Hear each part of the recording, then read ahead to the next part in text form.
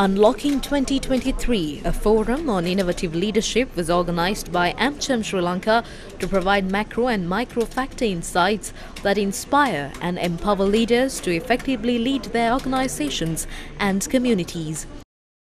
Today, the American Chamber of Commerce held their CXO forum Unlocking 2023. The forum focused on the opportunities available for the Sri Lankan economy regarding recovery, export and increasing FDI.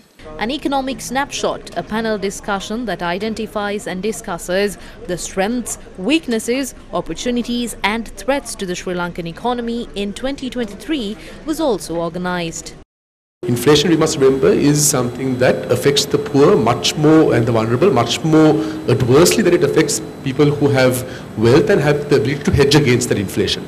So those who are the purchasing power of people who are on fixed incomes gets hammered as a result of that. So even though it is obviously a very difficult and painful thing to go through, I would say that the alternative is a lot worse from a policy perspective. So I think there is a period of pain in this situation, and the interest rates, a similar thing would apply, right? You need to have a degree of monetary tightening in order to control, to bring inflation down. So I think from that, the macro policy from fiscal and monetary, you have this short-term pain in order to prevent what is a significantly worse outcome, if not.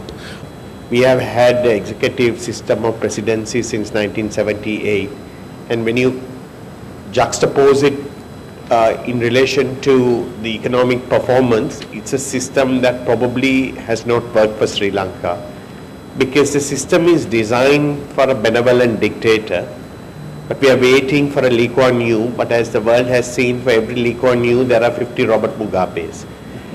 And the thing is, from a cultural context, because you're concentrating so much of power in one person's hand, and the way elections are run in this country, it is not based on merit or policy making ability, but it's highly divisive politics, racial politics, there are tribal politics. So you're never going to get the best person in that position, and therefore when you concentrate so much of power, the person who will end up holding that chair through an electoral process will not be this highly competent technocrat that you want. This was followed by an investment snapshot, a panel discussion on the investment climate and opportunities for Sri Lanka on 2023. If we're looking for foreign investment, what we have to understand is that both parties and all parties have to benefit in some way, shape or form. We can't take everything as a country, we can't take everything as a local private sector, they can't get everything as an investor. There's an element of give and take.